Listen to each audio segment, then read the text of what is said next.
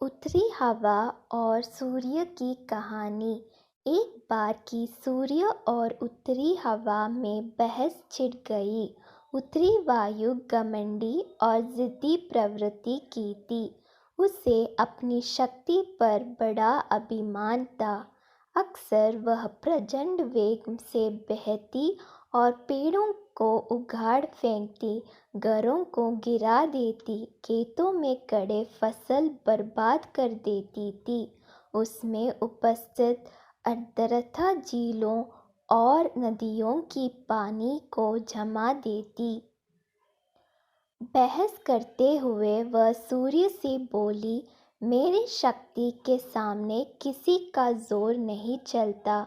मैं दुनिया में सबसे ज़्यादा शक्तिशाली हूँ। मेरे सामने सब तुच्छ है।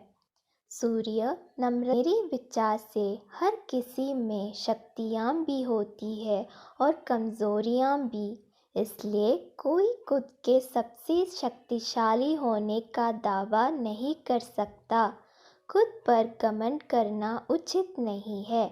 हमें सबका सम्मान करना चाहिए और सबके साथ मिलजुल कर रहना चाहिए। हवा तुनकाकर बोली, मैं तुम्हारी बात नहीं मानती।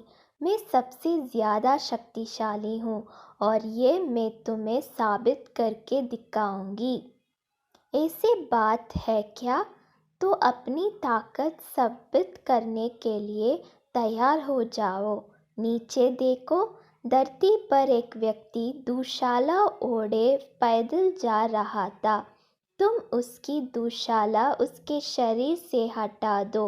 मैं मान जाऊंगा कि तुम सबसे ज़्यादा शक्तिशाली हो। सूर्य उत्तरी हवा को चुनौती देते हुए बोला, इसमें कौन सी बड़ी बात है?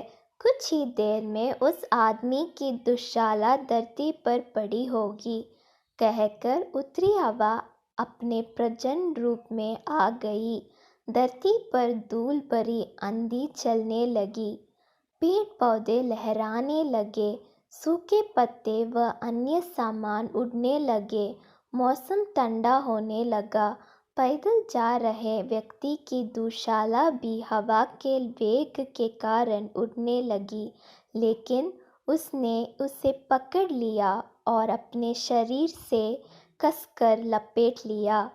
उत्तरी हवा ने अपनी प्रचंडता और बढ़ाई, लेकिन उसके साथ ठंड भी बढ़ गई। व्यक्ति ने अपनी दुशाला और कसकर लपेट ली। बहुत प्रयासों के बाद भी उत्तरी हवा शरीर से दुशाला हटा नहीं पाई। तब सूर्य बोला, अब तुम देखना कि कैसे ये व्यक्ति खुद ब खुद अपनी दुशाला उतार देगा। सूर्य ने अपना ताप बढ़ाने शुरू किया। तापमान बढ़ते ही धरती पर जा रही व्यक्ति को गर्मी लगने लगी। वह पसीना पसीना हो गया। फिर क्या? उसने खुद ही अपनी दुशाला उतार दी। यह देखकर उत्तरी हवा बहुत शर्मिंदा हुई। अपने घमंड के कारण उसे सूर्य के सामने नीचे देखना पड़ा। उस दिन के बाद से उसने अपनी शक्ति पर कभी घमंड नहीं किया। सीख, घमंडी का सिर नीचा होता है।